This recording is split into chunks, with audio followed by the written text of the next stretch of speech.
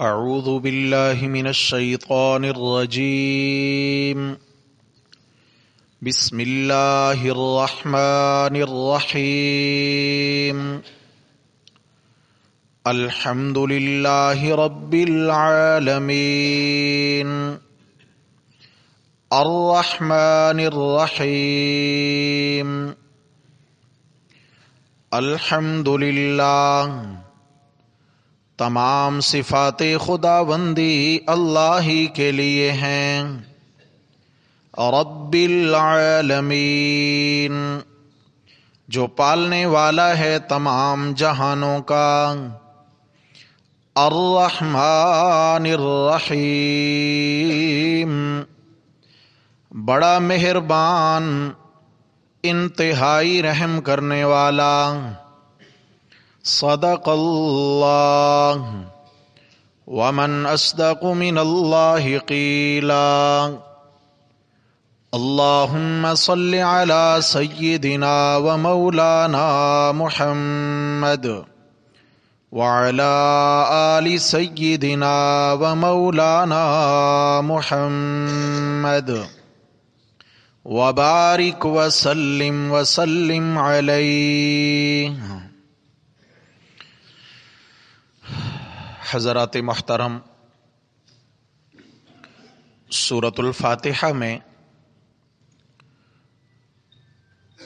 جو ابتدائی الفاظ میں اس سورت کا مرکزی مضمون اور دعوی سورت بیان ہوا ہے وہ ہے الحمدللہ. تمام تعریفیں اللہ ہی کے لیے ہیں. تعریفوں سے یہاں خاص تعریف خالقیت مراد ہے. خالق ہونا یہ صرف اللہ کی تعریف ہے. وجود عطا فرمانا یہ محض اللہ ہی کی صفت ہے. اس پر پھر 3 دلائل قائم فرمائے. دلائل کے ذریعے اس دعویٰ کو ثابت فرمایا. پہلی دلیل رب العالمین، دلیل ربوبیت جو الحمدللہ ہم پڑھ چکے ہیں، اور دوسری دلیل رحمت الرحمن الرحیم، اور تیسری دلیل عدالت مالک یوم الدین.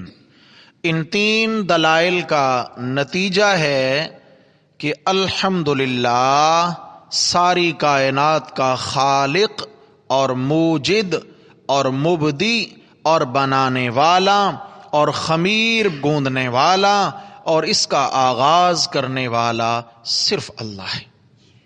اور اللہ تعالیٰ اپنی اس صفت خالقیت میں وحدہ لا شریک ہیں.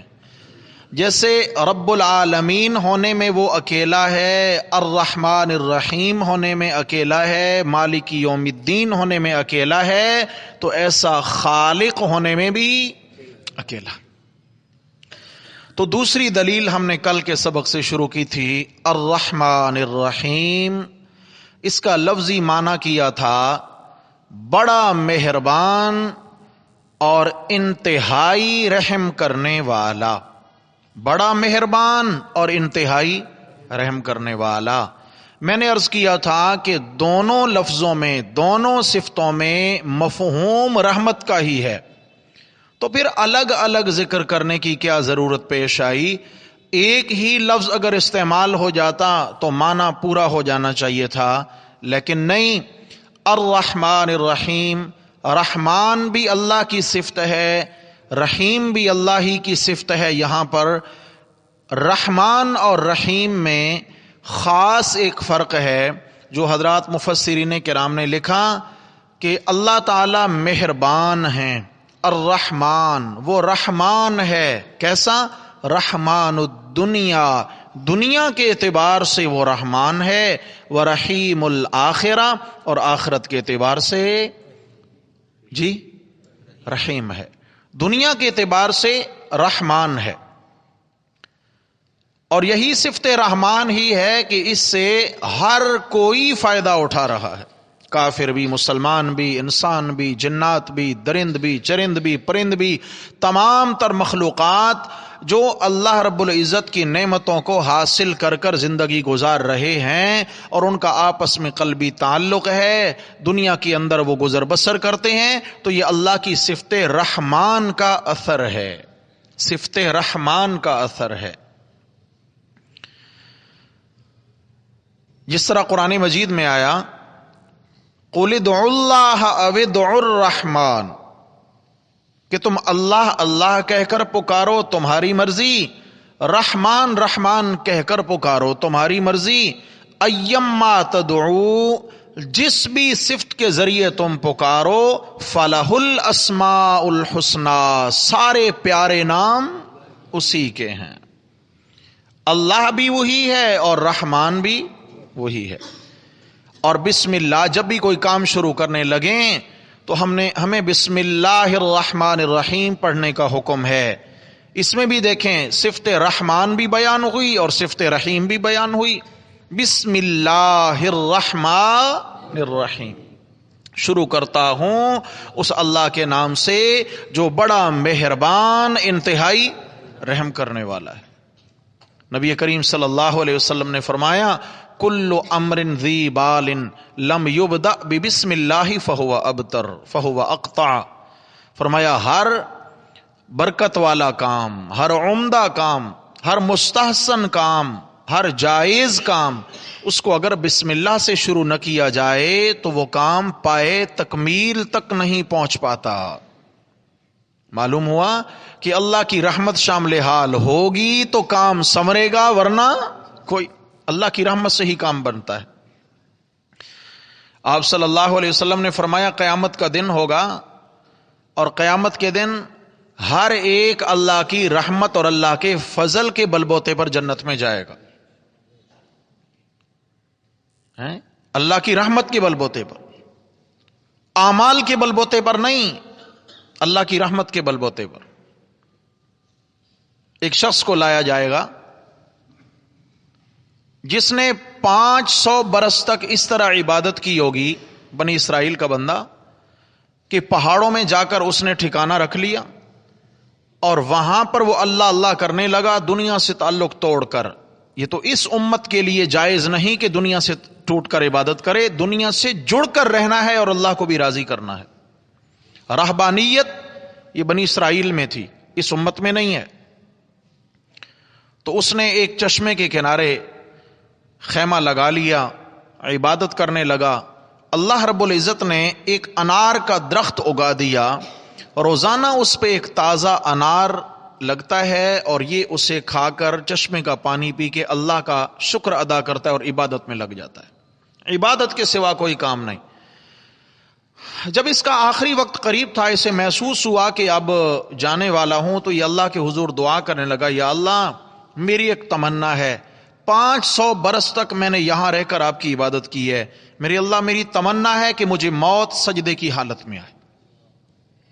بڑی عمدہ موت ہے، بڑی خوبصورت موت ہے، اللہ تعالی ہم سب کے مقدر میں فرمائے، سجدے کی حالت میں موت آئے۔ یہ دعا بھی قبول ہو گئی اس کی، سجدے کی حالت میں موت آئے۔ فرشتے اس کی روح کو لے کر چلے، نامہ اعمال بھی حاضر۔ اللہ رب العزت نے فرمایا فرشتوں یہ میرا بڑا مقرب بندہ ہے، اسے میرے فضل سے، میری رحمت سے جنت میں لے جاؤ۔ تو وہ عرض کرنے لگا، یا اللہ اگر آپ کے فضل یا آپ کی رحمت سے ہی جنت میں جانا تھا تو یہ 500 سال کی ریاضتوں کا کیا فائدہ؟ میری یہ 500 سال کی عبادتیں یہ میں نے کیوں کی ہیں؟ تو اللہ رب العزت نے فرشتوں کو حکم دیا کہ اس کو لے جاؤ اور جہنم میں ڈالنا نہیں ہے، جہنم سے دور دور، جہاں بس گرمی کا اثر محسوس ہو رہا ہے لیکن جہنم بہت دور ہے، وہاں سے اس کو ایک چکر لگوا کے واپس لے آؤ۔ فرشتے اسے لے کر چلے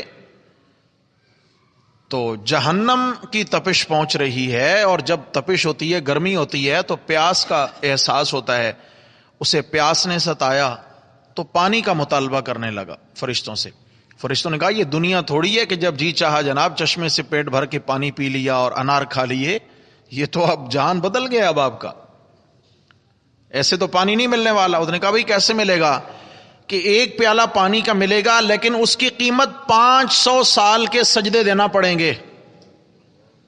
500 سال کی باتیں اس کی قیمت. اس نے کہا میں پیاس سے تڑپ رہا ہوں, میری یہ باتیں لے لو مگر ایک پیالہ پانی کا دے دو. پانی پلایا, پھر لے کے چلے, پھر پیاس کی شدت نے آ لیا, پھر مطالبہ کیا. تو انہوں نے کہا جی قیمت جو قیمت تھی وہ تو میں دے چکا, میرے 500 سال کے سجدے تو اللہ کی ایک نعمت پانی کے پیالے کی قیمت بنے. سوچ بدلی کہ واقعی میرے اعمال میں اتنی جان نہیں ہے کہ میں ان کے بلبوتے پر جنت کا وارث بن سکوں, یہ اللہ کی رحمت ہی ہے جو مجھے جنت میں لے کے جائے گی. اللہ پاک نے فرمایا اس کو واپس لے آؤ. ہم نے اس کی سوچ تبدیل کروانا تھی کہ اعمال کے بلبوتے پر جنت نہیں ملنی بلکہ اللہ کی رحمت سے جنت ملنی ہے. تو پھر اعمال کیوں کرتے ہیں؟ اب آپ یاد رکھیے نبی کریم صلی اللہ علیہ وسلم سے صحابہ کرام نے یہی سوال کیا, یا رسول اللہ پھر ہم توکل کر کے بیٹھ نہ جائیں, اعمال کی کیا ضرورت ہے؟ تو آپ صلی اللہ علیہ وسلم نے فرمایا توکل بھی کرنی ہے لیکن اللہ نے جس کے مقدر میں آخرت کا جو ٹھکانہ لکھ دیا ہے اللہ اسی ٹھکانے والے اعمال کی اس کو دنیا میں توفیق دیتے رہتے ہیں. جسے عبادات کی توفیق مل رہی ہے سمجھے کہ جنت والے اعمال کی توفیق ہے, اور جو محروم ہے تو وہ سمجھ جائے کہ میں یہاں محروم ہوں تو وہاں میرے لیے کوئی خیر موجود نہیں ہے. اس لیے توکل ہے لیکن اعمال میں محنت ہے تاکہ ہم اس سے جڑے رہیں. اللہ تعالی ہمیں ساری زندگی اسی راستے پہ جوڑ کر ہمارا خاتمہ ایمان پہ فرما دے. صحابہ کرام نے پوچھا یا رسول اللہ ہم سب نے تو اللہ کی رحمت سے جنت میں جانا ہے اور آپ تو امام الانبیاء ہیں, آپ علیہ السلام نے فرمایا الا ان یتغمدنی اللہ برحمت, ہاں میں بھی تب جنت میں قدم رکھ پاؤں گا جب مجھے اللہ کی رحمت ڈھانپ لے گی. جب اللہ کی رحمت مجھے ڈھانپ لے گی میں تبھی جنت میں داخل ہو پاؤں گا. تو معلوم ہوا کہ یہ صفت رحمت کوئی بڑی صفت ہے کہ جو اللہ رب العزت نے اپنے بندوں کو سنوارنے کے لیے, اپنے بندوں کو نوازنے کے لیے اپنے پاس خاص انعام سنبھال کے رکھا ہوا ہے.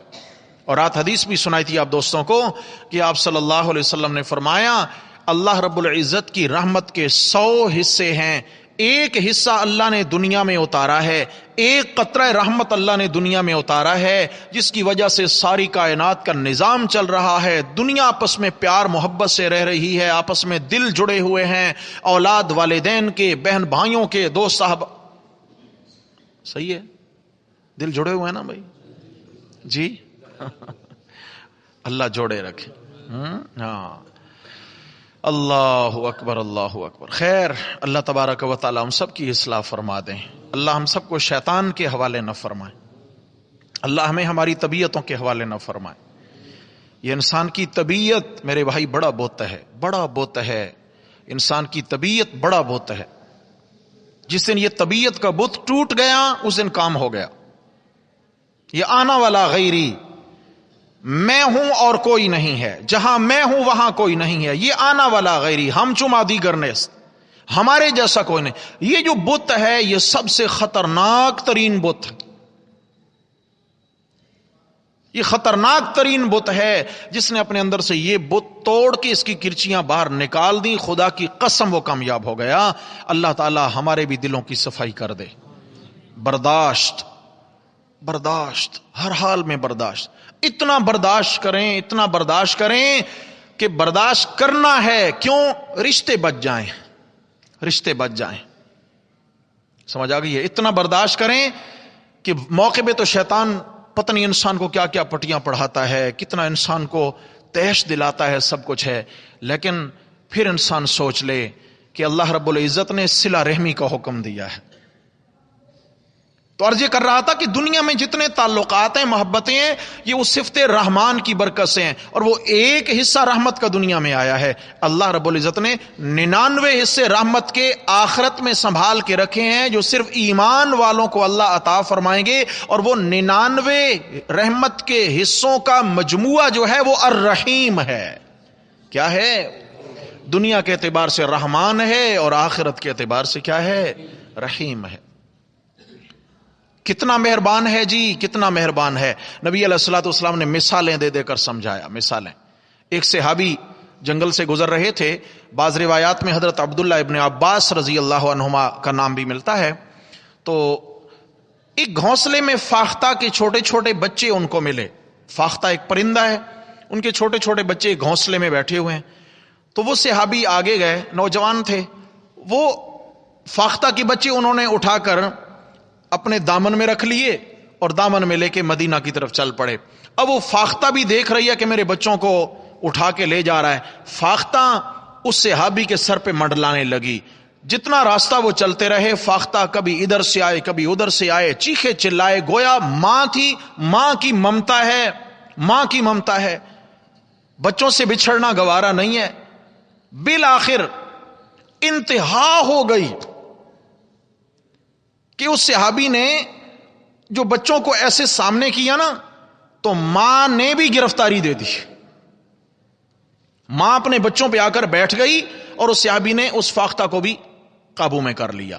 گویا ماں نے اپنی اولاد پر اپنی آزادی کو قربان کر دیا. ماں کی محبت سمجھ میں آتی ہے. جان قربان کرنے جا رہی ہے، اپنی آزادی قربان. پتا ہے کہ میرا انجام چھری ہے، میرا انجام موت ہے، لیکن پھر بھی کیا ہے، آزادی قربان کر دی. ماں تھی.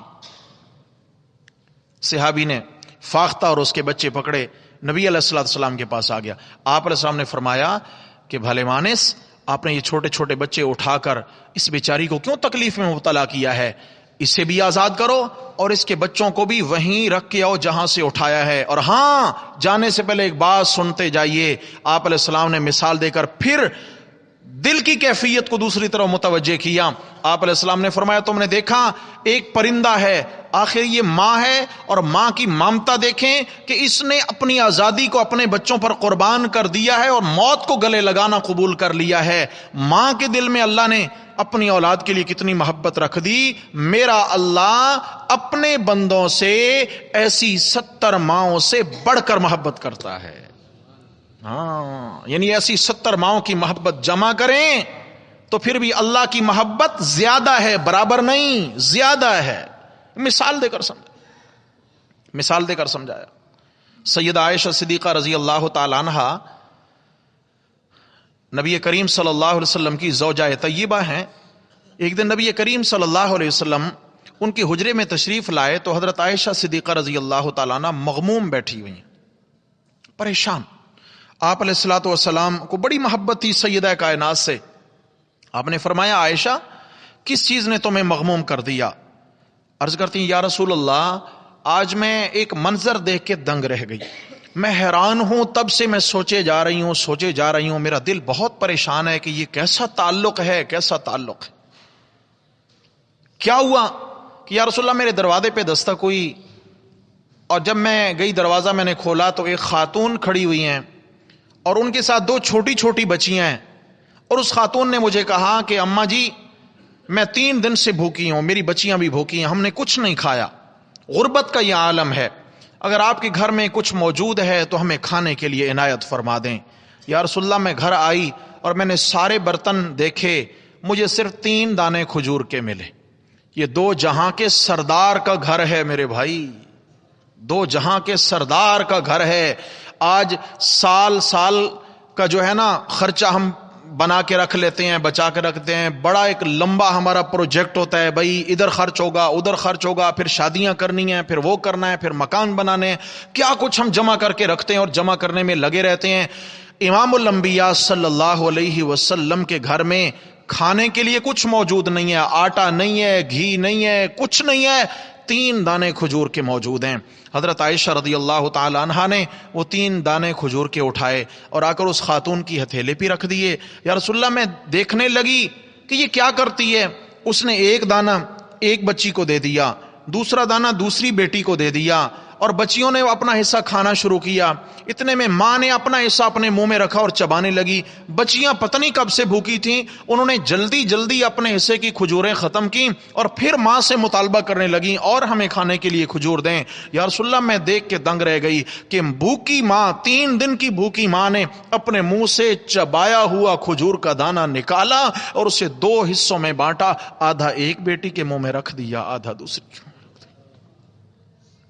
یا رسول اللہ میں حیران ہوں تب سے، ایک ماں کے دل میں اللہ نے اتنی محبت بھر دی ہے اولاد کے لیے. یا رسول اللہ ماں کی محبت کی کوئی مثال نہیں دنیا میں. حضرت عائشہ رضی اللہ تعالیٰ عنہ اس لیے حیران ہو رہی ہیں کہ خود ان کے ہاں اولاد نہیں ہوئی، اور اولاد کی محبت یا اولاد کے دکھ اولاد والے ہی محسوس کر سکتے ہیں کہ یہ اولاد چیز کیا ہے.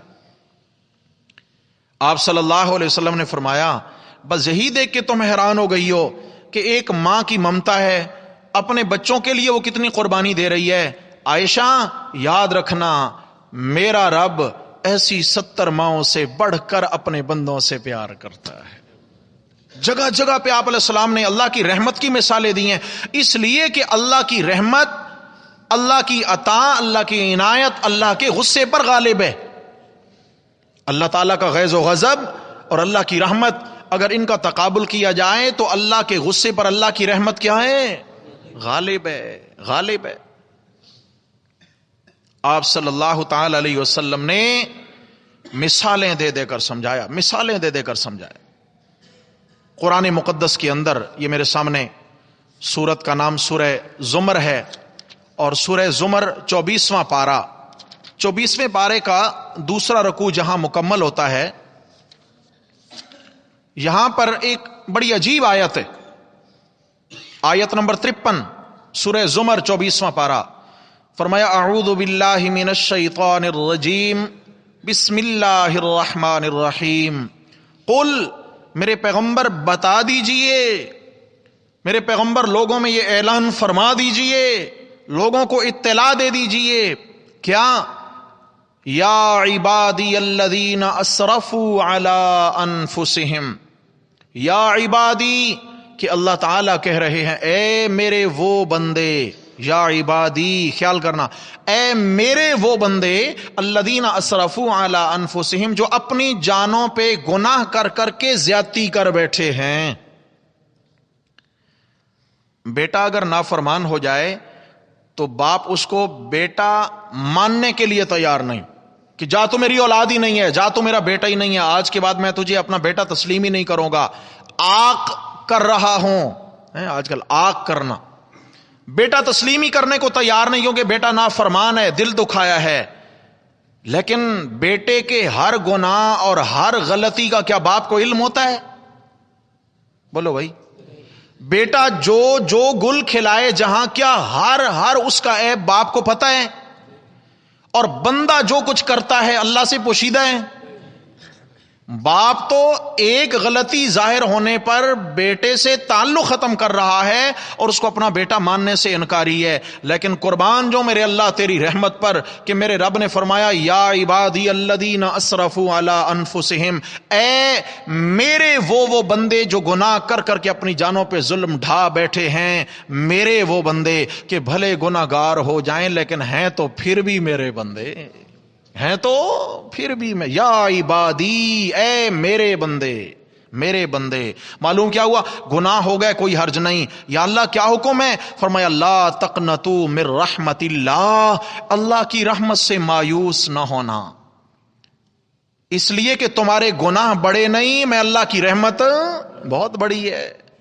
تمہارے گناہوں سے اگر یہ آسمان و زمین کا خلا بھر جائے، اگر سمندر کے قطروں سے زیادہ ہو جائیں، درختوں کے پتوں سے زیادہ ہو جائیں، ٹیلوں کے ذرات سے زیادہ ہو جائیں، تو یاد رکھنا پھر بھی اللہ کی رحمت سے زیادہ نہیں ہو سکتے. اللہ کی رحمت پھر بھی، لا تقنطوا من رحمت اللہ، اللہ کی رحمت سے مایوس نہ ہونا.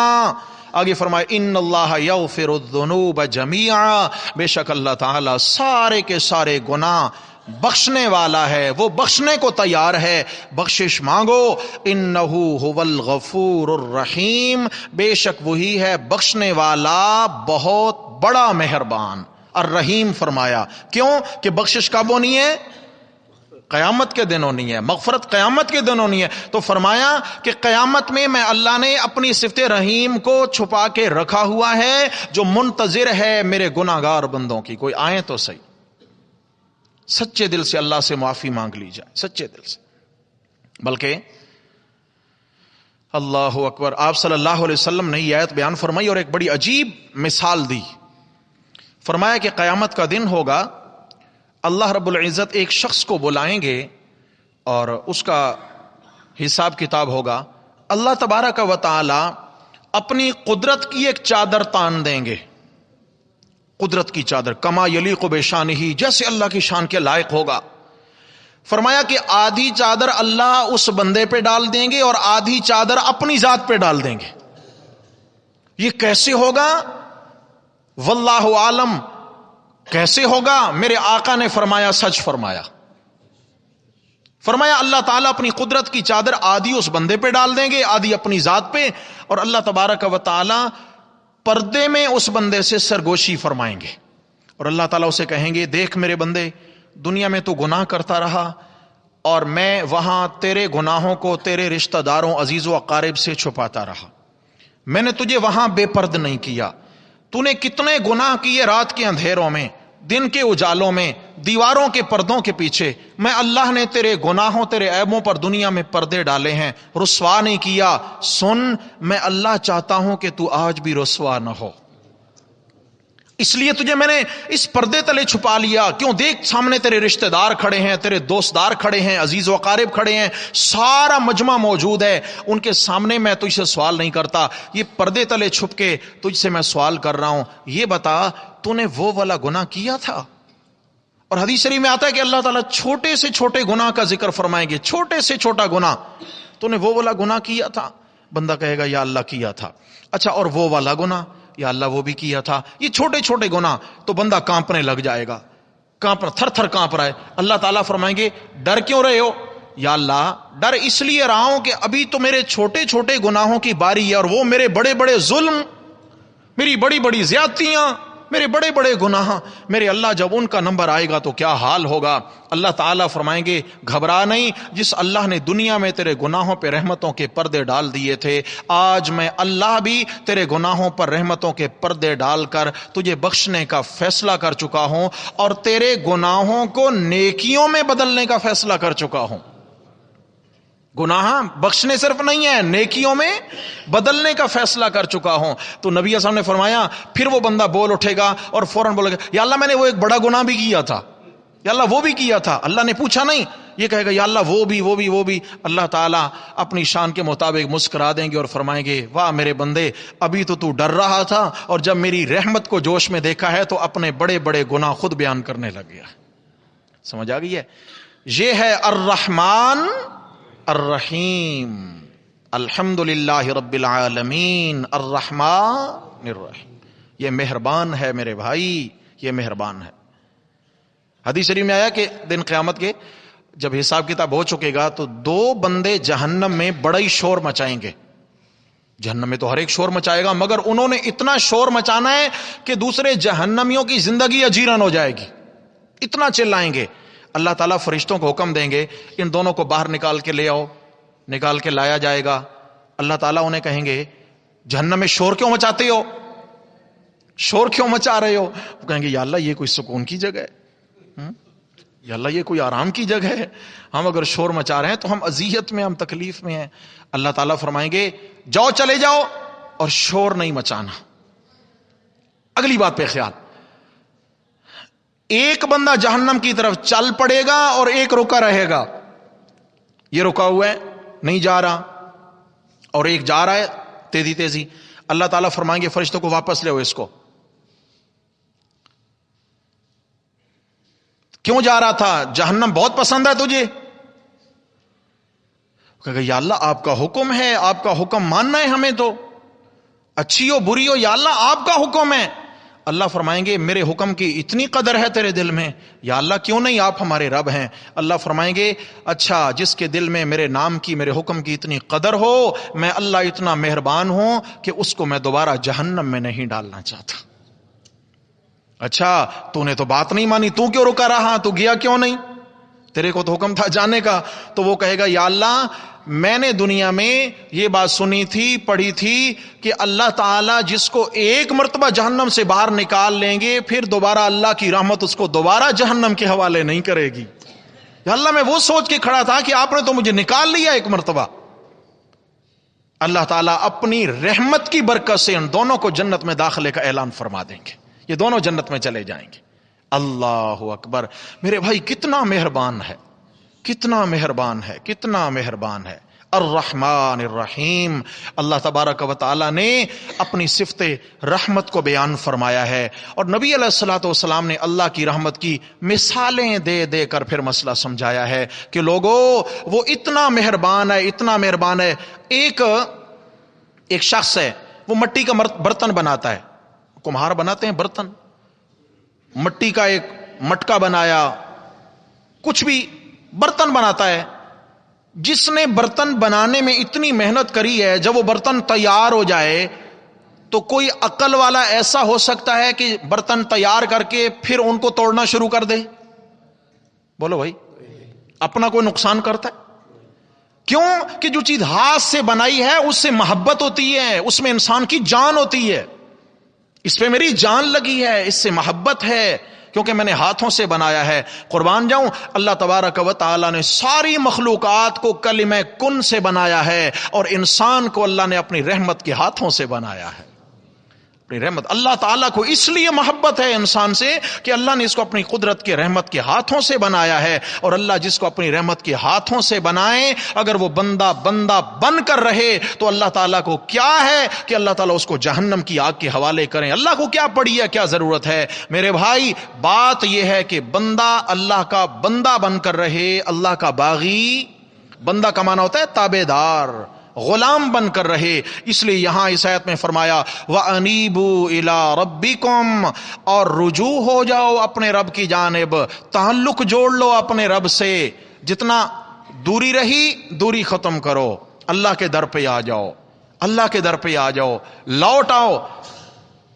انسان اگر سفر پہ نکلے، راستہ بھول گیا، یار پتہ نہیں میں اس گلی میں جانا تھا، ادھر جانا تھا، جب کوئی بتانے والا نہ ہو تو پھر سوچتا ہے کہ جہاں سے چلا تھا وہیں چلا جاؤں، وہاں سے پھر راستے کا تعین آسان ہو جائے گا. کیا ہے؟ واپس آ جاؤ، 0 پوائنٹ پہ آ جاؤ. فرمایا جہاں سے تم چلے تھے وہیں آ جاؤ، اللہ کے در سے چلے تھے اور اللہ کے در پہ ہی آ جاؤ. انیبوا الی ربکم. لیکن آ جانا کافی نہیں، واسلموا لہ، اور اسی کے ہو کر رہ جاؤ. ساری زندگی پھر اسی در کے ہو کر رہ جاؤ. من قبل ان یاتیکم العذاب، پہلے اس کے کہ تم پہ عذاب آ جائے. ثم لا تنصرون، اور عذاب آ گیا تو کوئی تمہاری مدد کو نہیں آئے گا. تو اس لیے میرے بھائیو، اللہ رب العزت نے سورہ فاتحہ میں جو دعویٰ بیان کیا خالقیت کا کہ بنایا میں نے ہے، اس کے لیے دوسری دلیل دی رحمان و رحیم ہوں. اگر بنایا ہے تو مجھے اس سے پیار بھی بڑا ہے، اس لیے اس کے لیے میں نے رحمتیں بھی بچا کر رکھی ہوئی ہیں.